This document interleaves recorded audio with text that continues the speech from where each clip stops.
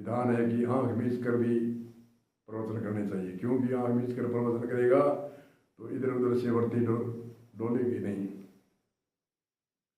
तो शिव जी अमर कथा सुना रहे हैं, शिव श्रद्धा सुना रहे हैं, शिव पुराण सुना रहे हैं, और पार्वती उकारा दे रही है, जी हाँ जी हाँ। तो जी हाँ जी हाँ कहते कहते पार्वती को तो नींद आ गई, और उस खोखार में अंडा जो जानवर कबूतर उड़ाए थे, सुबह उड़ाए थे, उनका अंडा रह गया और वह पक गया। कोई एक दिन में थोड़ा ही पके थे, वो कई दिन लगे थे उसको पकते। तो पक गया वो बच्चा, हाँ बड़ा हुआ, फिर वो हाँ जी कहने लगा। कई दिन लगे, 1 मिनट में ही कोई ज्ञान नहीं सुनाया पार्वती को शिव जी ने, कई दिन लगे हैं।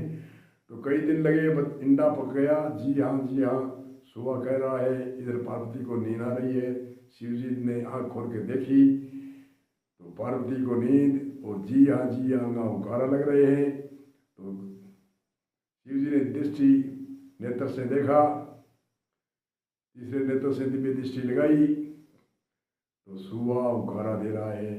तो शिव जी को गुस्सा भी आ गया, क्यों कभी कभी गुस्सा आता है कि अरे चोर होके सुन रहा है, कोई प्रार्थना नहीं करी, इसलिए वो गुस्सा आ गया। तो गुस्सा आया, त्रिशूल पीछे लगाई, तोता भागता गया आगे। वेदव्यास की पत्नी सूती थी और उसने तोते का शरीर त्याग और उसमें प्रवेश हो गया।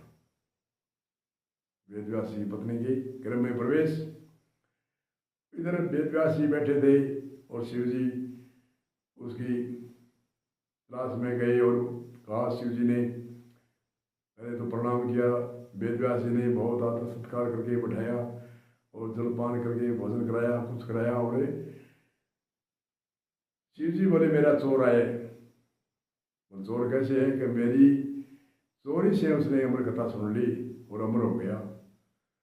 वेदव्यास जी ने प्रणाम करी, हाथ जोड़े, पहली बात तो मेरे शरण में आ गया, अब मैं इसको कैसे आपके हवाले करूं।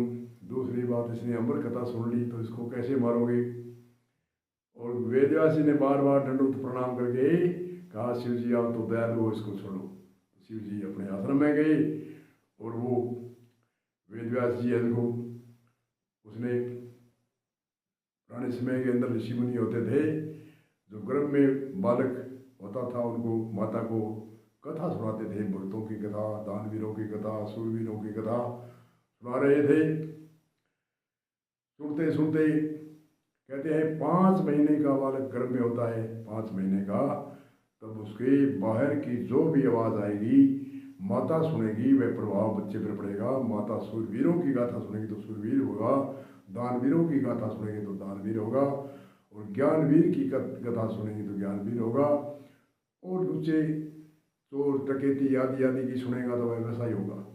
जो आजकल ये मोबाइल टेलीविज़न आदि में ऐसे ही सुनते हैं, ऐसे ही बच्चे हो रहे हैं।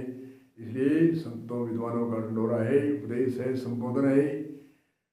जननी जने तो संत जने कै दाता कै सुर, या तीनों मिन रहे बांधनी मती गमावो नूर। जननी जने तो संत जने या दाता या सुर, या तीनों मिन रहे बांधनी मती गमावो नूर।